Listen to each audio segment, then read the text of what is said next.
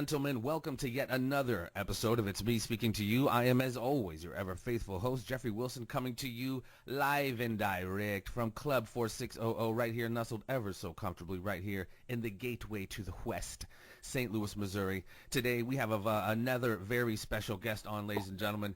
He is, quite frankly, in my opinion, a mixed martial arts, not only a mixed martial arts, but a martial arts legend. Quite frankly, this gentleman's training includes and is not limited to Muay Thai, kickboxing, Russian Sambo, Brazilian Jiu-Jitsu, Kung Fu, Karate, Taekwondo, Judo, wrestling, knife fighting, nunchucks. He's a beast, ladies and gentlemen. He has held 5 United States titles, 2 world titles, is a UFC vet, and is really world-known and respected pioneer of mixed martial arts all throughout the world, Japan, Canada, Hawaii. Ladies and gentlemen, please welcome Mr. Jermaine Andre to the program. Mr. Andre, welcome to the program. Thanks for taking the time. Hey, Jeffrey, how you doing, man? I'm doing very good, my friend. I'm doing very good. Again, Right. I appreciate you taking a little time out of your busy schedule, buddy. Definitely. Well, like I said, when I first met you, I don't know if you remember, it was back in the day. I know you meet a lot of people. I met you when I was working production on the, I think it's called Iron Ring, for Team Nelly there. I was working, excuse me, with you guys for a couple of days, you and Mr. Daryl Cobb. One of the interesting things, sir, that I remember when I first met you and came into your establishment, you had your video, your demo pretty much playing out front there, and something I have never seen before. Mr. Andre here, and you can find this, and I will link it to this video, to this interview. He was fighting a gentleman by the name of Masaya Kojima, and for lack of a better term, Mr. Kojima was in Mr. Andre's guard and was attempting to kind of ground and pound, but he seemed like he sat up a little too much. Jermaine did a straight shot. I've never seen it before in my life. Straight shot to this gentleman's solar plexus, folded him, and pretty much the fight was over. He had to be carried out. He was still standing upright, but he had to be carried out of the ring. Sir, that was some impressive stuff right there. I'm sure many people comment on that knockout there. Thank you. Yeah, so tell me, well, before we get into it, because I've actually been a really big fan, and I followed you for a while, and not only are you really an established mixed martial artist and martial artist, you're really an active member of the community, and I really found interesting, sir, your philosophical kind of approach to martial arts, if you will. If you don't mind, and it might sound corny, but if you don't mind, define for me, in your opinion, what is martial arts, and I guess an extension of that, what is a martial artist? Well, a martial artist would definitely have to be someone who's studied, a martial art, a fighting style, and of course, not just the fighting itself. Because I even tell people all the time, I say, I'm not a fighter, and I never was a fighter. I'm a martial artist who could fight. And, if you watch my fights, you'll notice the way that I am. To me, it's not a sport thing. It's not really an ego thing. Of course, there's always a good feeling, when you can defeat another strong man. And that's a natural. But the whole idea of being a martial artist is to control that. And even when you saw the fight you were just talking about, the way I worked my way to that strike was a whole full, a full thought of a lot, that I was paying attention to what he was trying to do and to what he wanted, and frustrating him through the whole fight. He wanted to try and take me to the ground. Every time he got me to the ground, we went to the ground, he wouldn't stand up and strike with me because he knew I was a strong striker. He didn't want to do that. So he would just keep shooting under my heat, pretend like he was going to punch me, and he'd shoot under my punch. So, eventually I would let him go to the ground, and I wanted to show him that he didn't want to really be on the ground with me either. So I let him get me to the ground where he wanted to be. I let him try submissions. I, push out of submissions, and then I beat his body some until he got to the point where you saw when he was in my guard, he was frustrated, and he threw those 2 punches at me, and you could see him like sigh out of frustration. And right when he sighed, this is when I caught him in what's called the female breath, which is when he was breathing in, and poof, I hit him right in the solar plexus, just a tap. You look at the way I hit him, I didn't hit him hard. Yeah. It was just the timing of when I hit him, of where his mind and his spirit was at. There was no wind-up on that, folks. When you see this, there is no wind-up. It's literally just a straight shot. Yeah, you can't wind up from the ground on your back. Yeah, exactly. Yeah, that's why it was so impressive. I've never seen a knockout from someone on their back knocking somebody out. Right. So that's the thing when it comes to the martial arts. And I try to tell people that a lot. if you learn how to fight with the martial arts, you have to know how to fight with it because you're a martial artist. You can't be a martial artist and be out there getting beat up, or somebody come up and mug you and beat the crap out of you and take your wallet and beat your wife and your kids up too. You still have to be able to fight, but there's so much more to the martial arts that you can gain than just the fighting side. Right. The philosophical side, kind of like, That you really, you can notice, and I watch your videos and stuff, you really kind of inculcate that into your, if that's the right word, into your students, not just the physical aspect of it, but obviously the inner aspect. Well, our number one fight is against ourselves. I'm sure you're familiar with my podcast, Life Fight. Mm-hmm. And the reason I named it Life Fight is because of the fight that we have against ourselves. No matter how many people you can be in the ring, be in the cage, all the things you can go through, all the things you can do, you still have this battle that you're going to deal with every time you wake up, of yourself, of dealing with your anger, dealing with depression, dealing with personal greed, just all these things that are harder to defeat, every day. Sure. Than just somebody who's standing across you in a ring or in a cage. Right. Yeah, and that's something that, I've always kind of thought was really cool about martial arts. It really helps with that it just brings balance. So, you're not so worried so much or being defined so much by external things. And it's really more of, like you said, an internal battle or struggle, if you will. Right. It's about discovering who you are. And that's what, when people come to my school, they say, yeah, hey, what are you teaching? I say, well, the number one thing I'm doing is teaching you to master yourself, with the martial arts. And that's the whole key, is to master yourself, master your own emotions, master your own fears, master your own confusions. And then when you can do that, that helps you to become a greater fighter. Right. I always tell everybody, I always say, to people who fight, I say, let me tell you something. When you meet your match, you're going to learn more about yourself than anybody that you learn about him.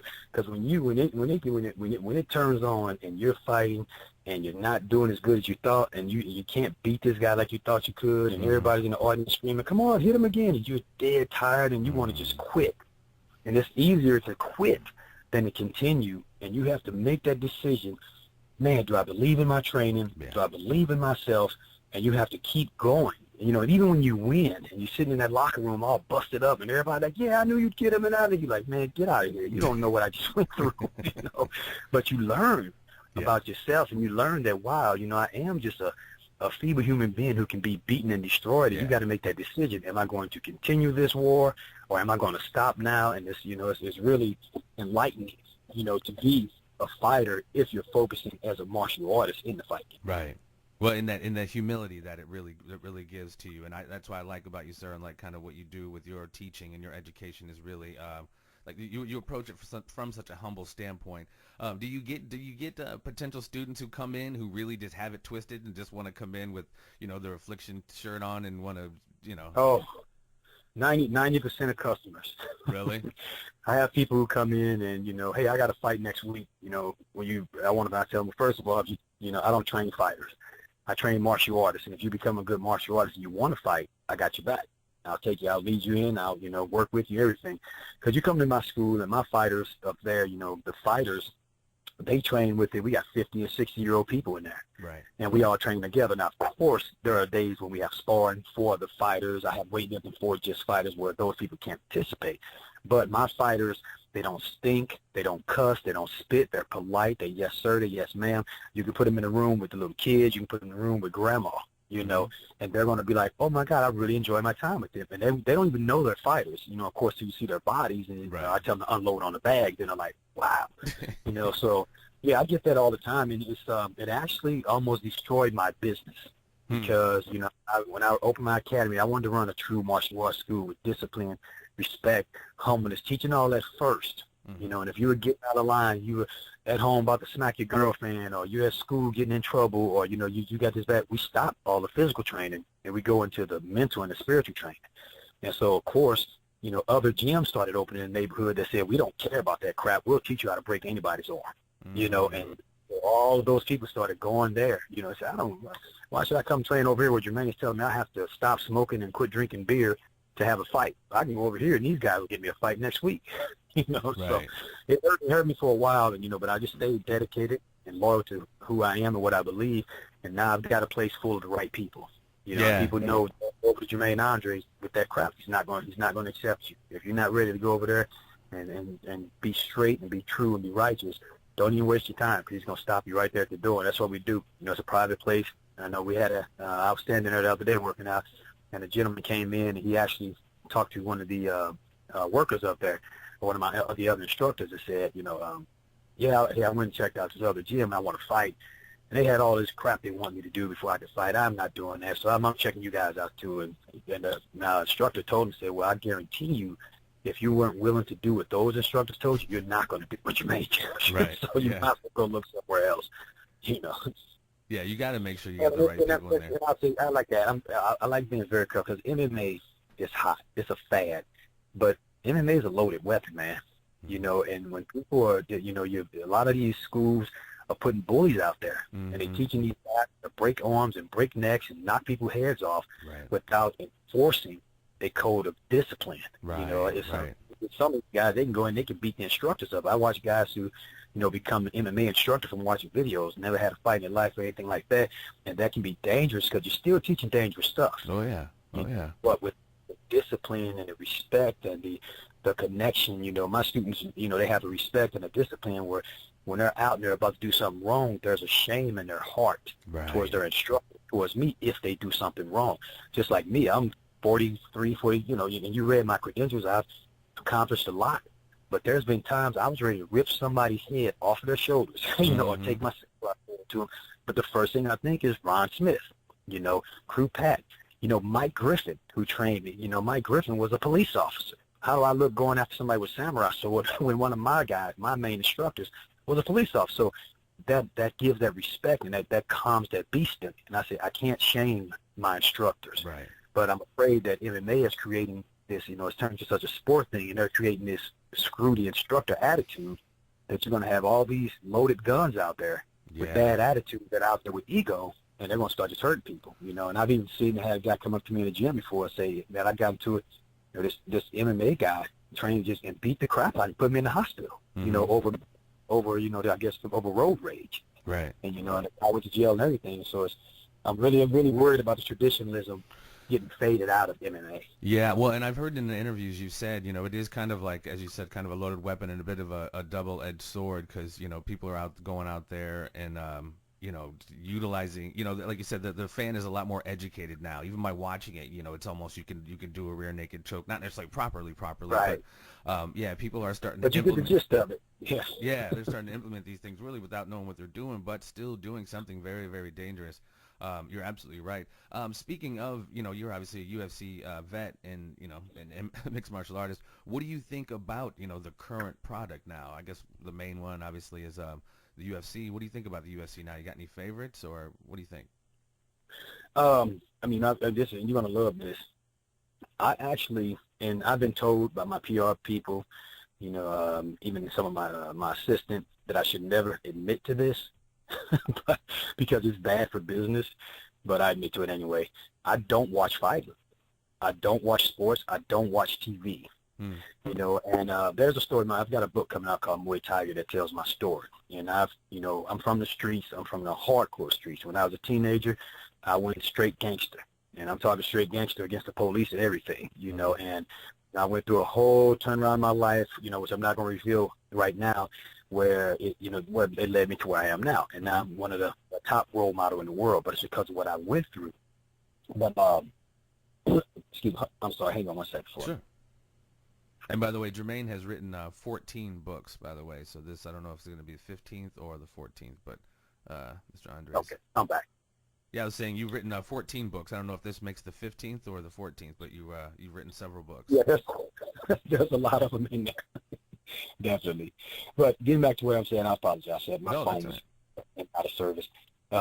Getting back to answer that, I don't watch fighting. And even when I fought, I used to watch the UFC, and I'd fall asleep watching it. I mean, it's because my life is so full of action-packed street fighting, bats and knives and gunplay, that it doesn't excite me. So I don't really pay attention to it now. Having said that, of course, Tyron Woodley is from St. Louis. Mm-hmm. Yep. I know him personally. He's a friend of mine. He's a very, very good man, and that's what I like about him. He's a great man. Even though he stems from a wrestling background, he has a martial artist attitude, you know, and of course he's trained martial arts since I first met him, which was, you know, during the Iron Ring days. That's when he first started fighting, you know, and he's became a great guy. So whenever he fights, I watch. You know, I like to watch him. There are other guys on the UFC that I like. You know, I enjoy watching a lot. I'm not too familiar with their names. I'm from back in the old days. Michael Johnson, you know, he's a local, St. Louis local. I haven't got to see him yet. Okay. Well, Yeah, I I found haven't that got to see interesting him when I did first meet you. I asked you, I was like, hey, man, what do you think? And this was years ago during the Iron Ring. I was like, what do you think of the, you know, UFC? And you're like, it's boring. I just found that so odd. I was, what? It was like, what do you think is boring? Yeah, it's true. And you see what I'm saying? That's what my PR people, you can't say that, Jermaine. You know, you're all this sounds like you're hating on the game. I said, I'm not. I mean, they're great people and they're great guys. I mean, but I'm just telling you, I'm not turning on an Ultimate Fight. I don't turn on anything, no sports, and I don't watch TV. Right. It's because I had a time in my life where there was a dedication where I said TV destroys the brain. Sure. You know, when I was like 19, 20 years old, and I said I'm not watching TV, and that's stuck in my soul, and I don't watch TV. You know, unless it's a DVD, a movie, or something I'm going to watch. Now, that's not saying I don't like the UFC. You know, if somebody's fighting that I like, I sit there and watch. But most of the time when I'm sitting in that chair, you know, I fall asleep. But you know, I'm a guy who all day long I work myself to death. Right. I train 2 hours a day. Then after that is work. You know, I'm always trying to accomplish something. So when my butt cheeks hit a chair and you put a baseball game or a football game or anything on it, I'm sleeping. Right. I've been looking for rest all day, so that's where it goes. But one of my favorites is definitely Robbie Lawler. You know, I know Robbie personally also. You know, Militech camp, you know, I trained with him a little bit. You know, I know Pat's a great guy. So I'm watching Robbie because I remember when he was a little kid, when he's coming up, he was a little teenager. I'm just so happy to see him out there just destroying people. You know, of course, I don't want to see him go against Tyron. You know, if he goes against Tyron, I'm rooting for Tyron. Yeah, right. You know, Tyron Woodley. But and he's fighting, I think Tyron's fighting in a couple of weeks here. And he's got a tough one. I don't know who he's up against coming up soon. I know the Lawler fight got canceled. Robbie broke his or something with his hand, injured his hand. I kind of was going to delay this a little bit, but since you brought up Pat, I had recently, or my first interview was actually with UFC Hall of Famer Pat Militech, and he's done an extensive, along with yourself, has done an extensive amount of training with over 20 years with military and the police. And I had asked him about a lot of some of the police issues we have going on and some of the subsequent social unrest. And I was just asking him about what he felt. And this is not about assigning blame anywhere. It's just about the role of this particular factor. What you feel and what he felt the role of police training or lack thereof plays in some of these incidences getting out of hand or escalating when they could be de-escalated. Boy, I got the answer for you on that one. You know, actually, if you go to my Life Fight and listen to my podcast, Use of Force, I cover that whole thing because that's a long issue, but I'm going to try and give you the short version. Sure. Because people ask me that all the time, you know. Like I said, you know, we got the Mike Brown incident and, you know, the incident where the cop shot the guy in the back. He shot the Navy guy in the back in his own videotape. You got all that kind of stuff. Or the Sam Dubose, the guy who got shot in the head by the campus cop. I know that's probably a different training level, but, I mean, that was a pretty much shoot first, ask questions last. Oh, that's one. That's one I haven't even heard about yet. Oh, okay. So I'm going to have to research. But this is where it sits at, because even my assistant asked me before, Rebecca, she said, well, Jermaine, why do you think these cops, some of these cops are doing this? And I said, let me tell you right now. The main reason is a lack of hand-to-hand fighting training. And this is the reason why. You know, we know that the streets are crazy and everybody's running around doing anything. And the main thing that everybody does when the streets are going to do what? They go get a gun. Yeah. Everybody wants their CCW, okay? I don't carry a gun because I never feel the need to carry one. You know, even my Rebecca, she trains me every day, she doesn't feel the need to carry one because we just have confidence in our hand-to-hand combat. That if a situation arises, now first of all, if you got a gun and you're that close to it, I'm going to take it from you. You know, I can use psychological things, all kinds of stuff like that. So what's happening with police officers, and this is what I reveal in Use of Force is, do you think back in the 70s and the 80s, all police officers could kick your butt? I mean, they would kick your butt. You know what I'm saying? If you did something wrong, they'd kick your butt. Their parents would call them if they need, and they come over and they would beat you up. You knew if you got smart with the cops, man, that cop would probably beat your butt. They beat you up. They wouldn't shoot you. They would beat you up. But what's happening is when it comes to restraining and hand-to-hand, too many officers are getting injured. And, you know, every time an officer has to deal with somebody, they're trying to do a physical restraint, a hand-to-hand. Boom, now there goes a shattered elbow. Boom, there goes a broken finger. There goes a twisted ankle. So all these officers are getting pulled off street.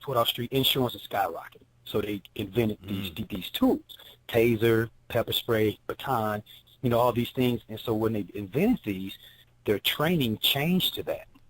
So now most of their training is baton, pepper spray, things like that. And it's not true hand-to-hand and be in shape and be strong and restraining and, blocking punches and kicking and punching. Police officers don't receive that type of training. They get a taste of it, an intro to it, but they don't get trained in it. Right. So then what happens is when they're out there, a lot of these police officers, what they're going through, they're not getting this training that makes you feel confident to responding under shock. Because if I put the gloves on you and I say, all right, Jeff, you got to spend 3 months with me.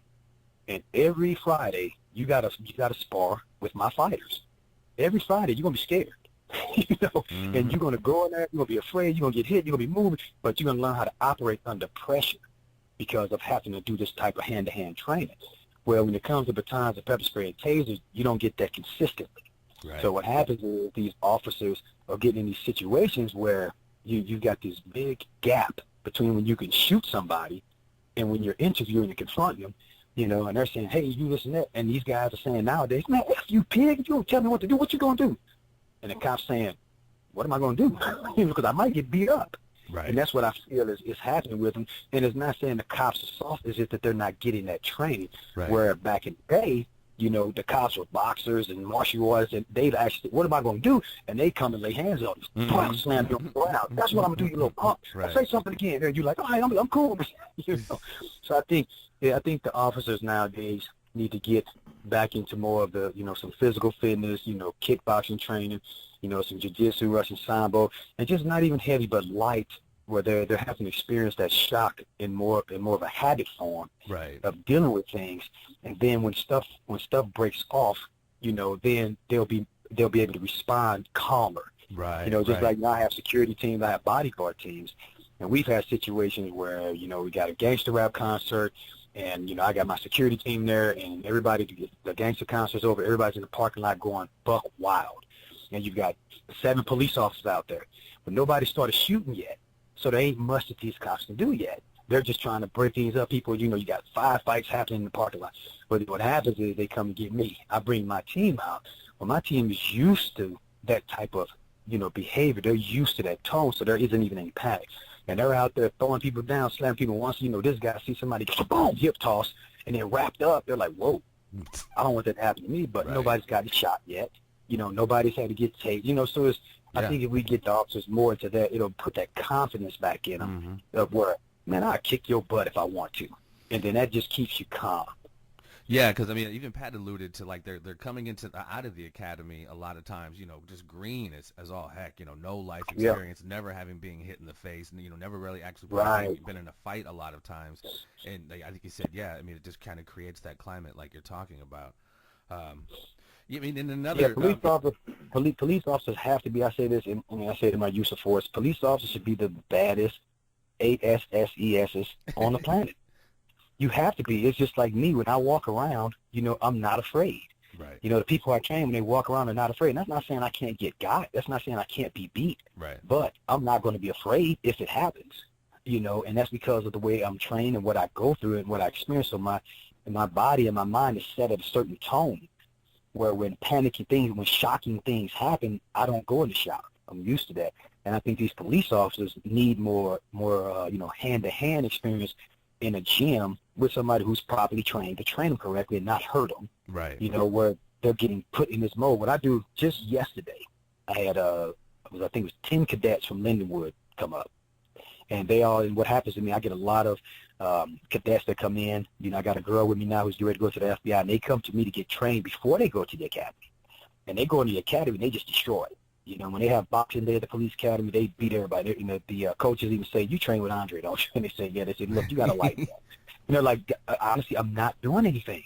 I'm just keeping my hands up and just touching them in the face. But the guys are going to just can't even take a touch in the face. Right. But most people can't. You can fix them on their nose and they'll fall into a panic. So let alone wait till some big 300-pound dude on steroids and angel dust punch him in the face. Right. Now he's going to take his gun. So I think definitely, they just need more of that, more of that added into their training now, especially with the stage everything's at. And then what'll happen, I think it'll bring respect back on the streets to the police. You know, because I think that's one of the loss is respect. Yeah. I'm sorry. Go ahead, Jeff. I know. I was just going to ask you. No, I cut you off. I apologize, but I was just going to ask you. It's kind of a larger, somewhat, excuse me, sociological question, like what can be done to kind of bridge the gap between the police and the community. Because, you know, it seems like there is such just a basic, just adversarial relationship that's gone on for quite a while. You know, based off of, you know, historical stuff that's gone on with the police. I mean, it's not like, you know, both sides are completely innocent, but I think there needs to be a bridge that needs to be gapped, or a gap that needs to be bridged. And I think that's a big part of it. I think if there was more respect shown on both sides, I think it could go a long way. What I'm doing when my book Muay Tiger comes out, and there's a lot I can't reveal. You know, Sure. What I'm doing, I do release it, which hopefully is going to be next week. If not next week, it'll be the week after. I'm waiting on some technical difficulties that have been straightened out. So once it gets out, then, you know, if you want to bring back on and I can start actually revealing stuff, I will. Sure. But Absolutely. like I said, I come from the hardcore streets, hardcore. And there were certain police officers who I respected, almost to a point of fearing, who I knew by name. But it's because of how they carried themselves and presented themselves. But they were always the ones who were martial art trained, boxers who had it, and they knew how to approach street people. Mm-hmm. And I think, like we said, you know, even like you said, what Pat was saying, you know, if somebody who can't even take a punch in the face, they're going to automatically be afraid as soon as they deal with the thought of taking a punch in the face. And I think what's happening with the streets, and like you say, trying to bridge that gap, it's going to take someone like me, who's from that side that used to be against the police and is now on the side with the police. You know, and when I say with the police, I'm not saying I'm with them for everything they do. You know, if a cop do something like that cop that shot the guy in his back that was running away, you know. Yeah. And then the Darren Wilson thing, I was not there, so I don't know what happened. People always say, what do you think? I said, I wasn't there. Right. You know, and if I'm that interested, I'll go to the court. I went to the court case and found out everything, then I did a report on it. Right. But whereas of right now, I believe in law enforcement and what it does for the community. But somebody like me, I can bring them together, because I can personally, honestly say, you know, when you read my book and see all the stuff I was doing, I can honestly say I have never had a police officer mistreat me in my life. And that's the truth. And I'm a black dude. Mm-hmm. You know, I'm a black dude who, as a teenager, I was out there getting in trouble, doing all kinds of stuff. And every police officer that I dealt with treated me fair, you know, or better.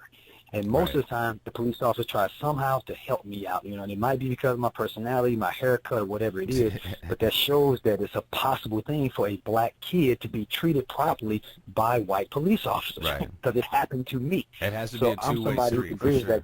Yeah. And that's exactly. And I'm someone who can bridge that gap, because a person can't say I'm trying to kiss the police side, but because I'm from the other side. Right.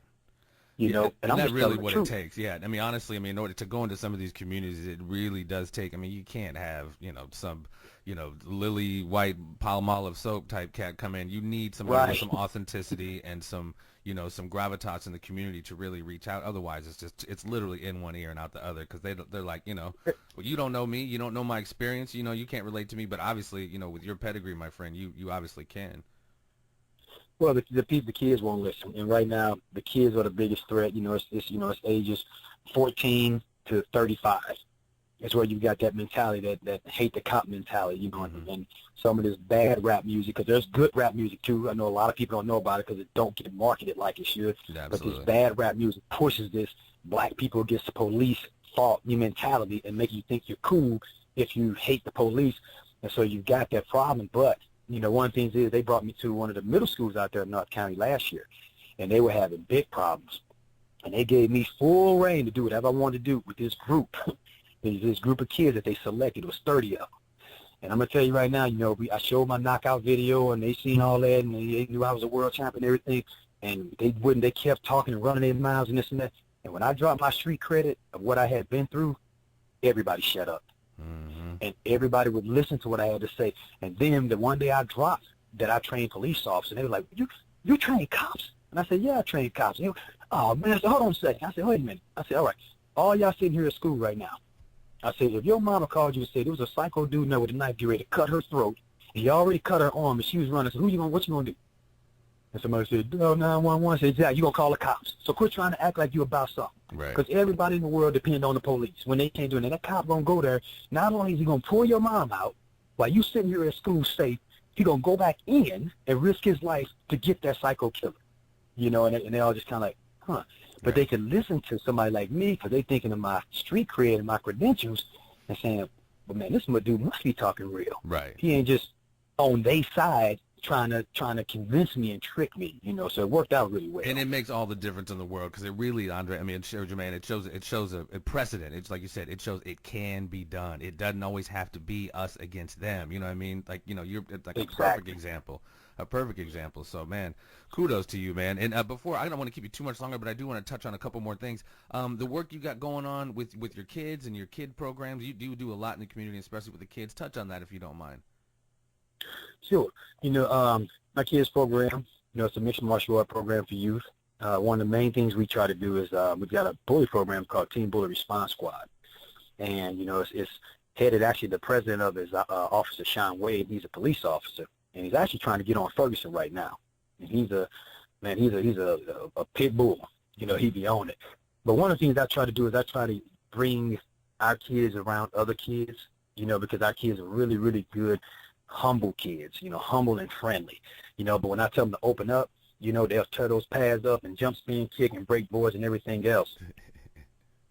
So what we try to do is bring them together a lot so that other kids can get around them to be good kids. Good. Yeah, because that's what you know, birds of a feather flock together. If you know, that goes both ways. That's what kids need. They need some good kids to hang around. Yeah. You know, when they hang around this kid who's smiling and laughing and you know, it's not walking up with his chest stuck out, and they look at him and say, oh, he must be a little chump. And then I say, you know, online. And they online like military. You can go and, you know, and slap them in the face and they won't even blink. Yeah. You know, if you want to. And then they start unloading on the bags and everything else. You know, then here are these other kids saying, wow. And it teaches them teaches them that you don't have to be a jerk to be a tough guy. Right. You know, and that's one of the main things we're trying to see. And we try to use our kids as what we call youth community leaders. Absolutely. Yeah, each one teach one, and it really, I mean, I've seen, you know, a lot of the people you worked with, and it's like it changes the direction of their life and subsequently the quality of their life. You know, like you said, you're saving lives, my man, and so my hat's off to you for all the work you're doing. Couple final questions. Well, the solution to bullying for kids is within them. Yeah. And that's what I tell them. You know, that's what I teach them. You know, one of the things I really do, I like to get out and do is I like to get to the athletes of the schools, you know, in these junior high schools and high schools. And I tell these athletes, you guys are the solution to the bullying problem. Mm-hmm. You know, number one, you can't be a bully, you know, and I make sure they understand that. You know, you've got some fortunes in your life, you know, which are maybe physical or whatever it is, but you can't mistreat others because of that. You know, you're supposed to, because you're a hero and you're stronger than others, you're supposed to be willing to help others. Right. And I explain to them and even the teachers, you know, and the principal and everything, say, this is your crew. The athletes are your anti-bully crew. If they stick together and don't tolerate bullying and stop the bullies and, you know, and all that kind of stuff, everybody else will follow their lead. If they're connected to the community, because the community comes and watch their games, they're connected to they're the top most popular kids at school. They're connected to the teacher and the principal and the coach. You know, athletes can't just run around acting like idiots because the coach gonna kick their butt. Right. You know, all the teacher got to do is say, "I'm gonna tell the coach on you." You can't play. You got him in check. Yeah. So that's your tool right there. You know, and I even leave myself open where I tell these schools, I'll come out and give us speech to the athletes. And one time when I told the athletes, I had a group at my school, and I said, if you guys are getting ready to play football, and I came out with a hockey puck and started playing hockey, what would you do? I was like, we'll tell you can't do that. It's a football field. I said, okay, wait a minute. Now, let's say you don't say nothing. And then the next day you come back and there's 2 of us. And then the next day it's 3. Before long, it's 30 of us. Now you can't say nothing. I said, that's what's happening with y'all with these bullies. Right. You know, the football field's for playing football. School is for learning and education. It's not for fighting and starting trouble. So when you got somebody here that's fighting, trying to start trouble and bullying, you're supposed to say to them, hey, man, that ain't what we do here. Right. You know, and I even tell them, I said, and you can tell anybody, all these tough kids out there that think they tough, if they want to fight, give them my business card. And we'll get them a fight with somebody in their weight class that want to fight them. Right. Instead of picking on these guys who don't want to fight. And they, my kids use that formula a lot. You know, when I tell them, if anybody's bullying you at school, give them my business card and tell them that you'll fight them at my school, but they got to bring their mom and dad with them. Right. And they use that, and it shuts that crap down immediately. It shuts it down. Absolutely. And that's true, though. That's a good idea. You know, trickling down from, like, you know, the leaders of the school, which a lot of times are the athletes. That's definitely definitely a powerful tool. Like I said, don't want to keep you too much longer. I do want to ask you, my friend. We all know, of course, who Bruce Lee is. He is, just the man in the world of martial arts. And quite frankly, I believe with his particular style, the Tao of Jeet Kune Do, I look at that as being the possible, like the first mixed martial art. What do you feel about that? Do you believe Jeet Kune Do is the first mixed martial art? And how do you feel Bruce Lee would have fared today? Being as well-rounded as he was, as most mixed martial artists are today? Well, Bruce Lee, I definitely would have to say he was a pioneer, of mixed martial arts. We all know history, it's even the way it's spelled, his story, depends on who's telling it, as far as who was first. So I'm really, really careful about who I quote as first being this and that because, I have a Facebook page full of all kinds of stuff that people found on Google. Right. You know what I'm saying? Okay. But I was a Bruce Lee fan. I attribute a lot of, my respect towards him for making me believe in myself and my capabilities and making me, understand honor and, standing your ground 100% to the death for what you believe in. I picked up on that as a child watching his movies. I always like Bruce Lee's his philosophies, and everything make tons of sense. There's some things I disagree with, like leading with your strong side as far as Jeet Kune Do goes. As a fighter, I feel your strong side should be back. But I think that if Bruce Lee would have been around today, he would have just probably had such an incredible style created, because, and if he had the right students who were fighting for him, he would have had such incredible style created because he was ahead of his time. Because one thing Bruce Lee would do was he would admit to the truth. A lot of martial artists don't want to admit to the truth. If you find a weakness in their art, they get mad at you. Now you're a hater, or you don't understand, or something like that. But he would admit to it. I'll never forget the movie when he fought the Russian. And the Russian threw him in an armbar, on the ground. And you saw Bruce Lee looking like, what is this dude doing to me? And then Bruce Lee bit him. He bit him on the leg. Just got his arm out. And I was like, that was He didn't do no fancy move. Right. He showed you in his movie that this dude had me as something I knew nothing about. So I'm going to find anything I can use. I'm going to bite this fool. Right. What works? So it really, really earned my, my respect.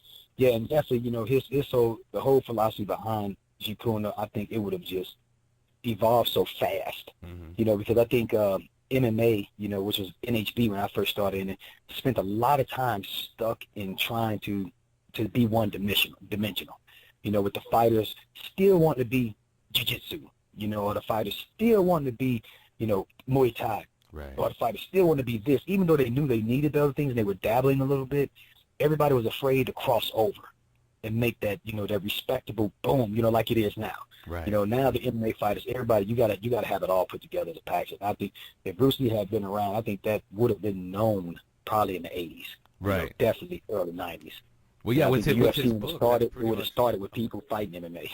In his book, essentially, it seems like, obviously with that art, he, combines grappling, and he would look at fencing, and, he would just take so many different elements of fighting and, find out. His pretty much thing was, take what's useful and, take away what's not useful. And, yeah, I found that very interesting. That's MMA. Yeah, exactly. Yeah, that's MMA. That's how I train people now. Yesterday I had the cadets. I had a 270-pound, 6'7" guy. Then I had another guy who was 140 pounds, and a 140-pound guy asked me, "Can you do that one kick where it's the most powerful kick in the world? You spin around on the ground and hit." And I said, "Oh, from capoeira, I know what you're talking about." I said, "Yeah, I can do it." I said, "I don't teach it. I teach it to my kids because most people aren't." I said, "Capoeira people are very limber, very athletic type people, and most Americans aren't like that." So that doesn't fit in my school here. And then, then the big guy asked me, he's like, "Well, what art do you think would be good for me?" I said, "Well, Muay Thai be good for you, jiu-jitsu, all this." I said, "But yeah, still Taekwondo may not, for somebody's, 270 pounds, 6'5", a lot of kicking and jump." I said, "But as far as you, the guy who asked me about that kick, I might teach that kick to you if I look up and you're in here doing backflips and flipping around." So it's the whole thing, like you say, of, everybody needs to learn something different, even from the same, trainer, especially when it comes to MMA, and that's what MMA offers. Right. That's what I love about it. I teach different things to different people sometimes. Yeah, it's like you said, it's a huge sport, and I've been a big fan of for a long time, and a big fan of yours, my friend.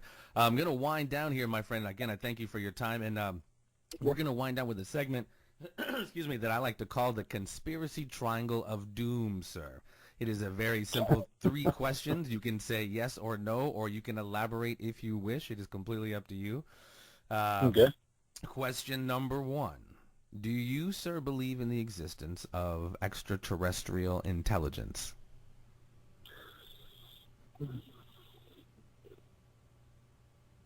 I'm going to have to elaborate on that one. No, that's all right. Feel free. Because I've never met an extraterrestrial, I can't say, I do believe in it. Right. So I can't say yes or no. I'm one of those types of guys. I can't stand against something Right. that I don't know isn't true, and I won't stand for something that I can't prove. Right. Okay. So would I be surprised if they existed? No, I wouldn't. Okay. Do I? So yeah, that's where I stick at. Okay. So okay. I would not be surprised if they did exist. If they pulled up an alien or one walked up to me, I'd be like, wow, awesome. I wouldn't be surprised. Right. Yeah, I got a similar answer yesterday. All right, question number 2. Do you believe the official version of events of November 22nd, 1963, the assassination of President John Fitzgerald Kennedy? Again, you heard what I said about his story. Yeah. I believe his story, anything we get from history is told by whoever won, whichever side won. Absolutely. You know what I'm saying? So if you talk to the losing side, their story is going to be different, or you go to another country, their story of what we did to be different. So, Absolutely. Of course, I always believe that our government, any information they provide with us, especially about anything like something like that, is more, what the information they release is more important on the reaction that the community or that the country is going to give. So I think they're more concerned about controlling everyone than telling the truth. Like I sit here and I say, if a government official had the truth, he knew if he told it, it'd cause a worldwide panic. Would he release it? Of course not. Right. So he's gonna, so I mean, they're smart. Hopefully, they're smart enough to be keeping things under control like that. So even when I read something like that, or something like that, it's more entertainment to me almost, because I know that Right. whatever the truth is, if it would harm any kind of official that's in power, we're not going to find out the truth.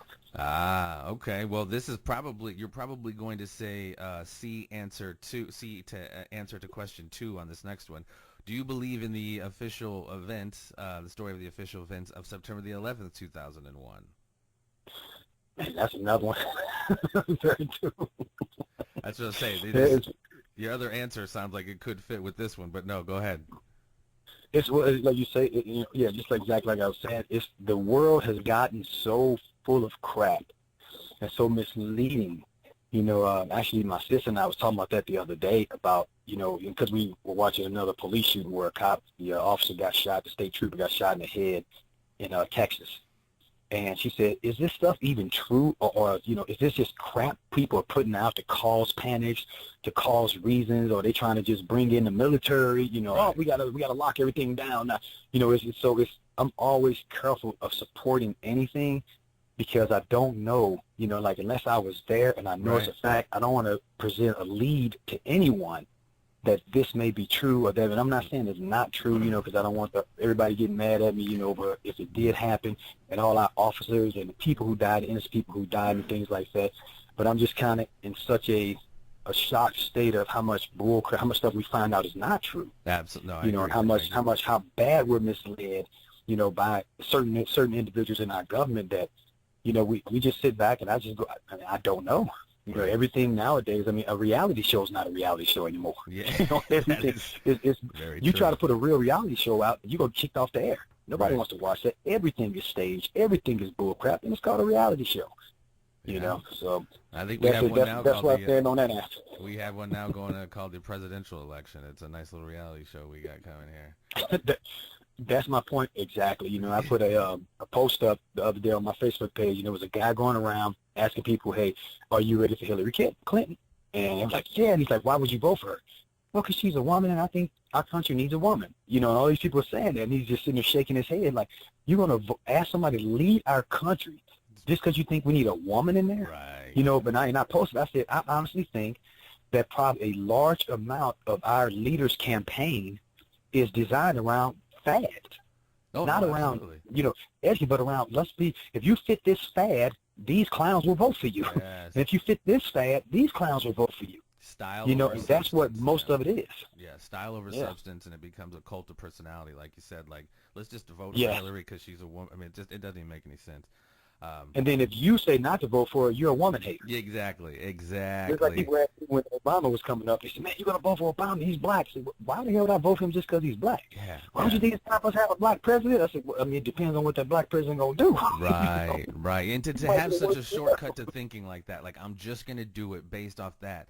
That's just so it's ludicrous. It's just ludicrous. But Yeah, I think it's that's by insane. design. I think that's something that just like I said, it's a bit of a cult of personality. But Right. you know what? I don't want to keep you too much more, my friend. Why don't you shout out any social media that you got going on where we can find you, maybe on Twitter, website? Oh, definitely. I'm on Facebook. You know, Twitter, I'm lost. I'm Okay. on there, but I just can't figure. There's just something about 1 to 2 sentences. I can't get it in. I'm sure y'all can notice that from me talking on this podcast. I'm like, what am I gonna say in 2 sentences? You know, Right. I'm at the gym lifting weights. You know, it's like that ain't even worth saying. You're not getting anything out of that. Right. So Facebook, I'm on Facebook. Definitely, you know, Life Fight. My podcast is on Stitcher, iHeartRadio, iTunes. You know, it's out there everywhere, so you can go listen to, you know, some good stuff on there. You know, my talks are kind of like the talk that we just gave. You know, it's a lot of in-depth stuff. You know, if you're looking for free self-defense training, go to attack-back.com. And I've actually got free lessons on there, you know, how to take a gun from people, you know, easy self-defense, some teen self-defense for girls, women's self-defense, all kinds of little stuff like that. Okay. And then, of course, JermaineAndre.com is my website, and that'll lead you to all of that stuff. Plus, you know, you can go watch my fights on there. You know, to give you some info, some background info on me. If you're looking to book me for something, you can book me from my website. Okay. So the JermaineAndre.com will link you to all pretty much that you just mentioned?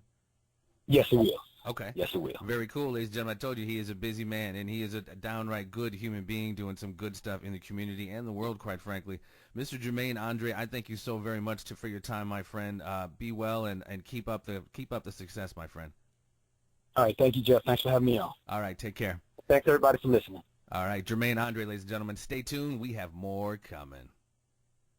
Thank you for listening to It's Me Speaking to You. Please spread the word and subscribe to the YouTube channel and stay tuned for more conversations with a variety of guests on a variety of subjects.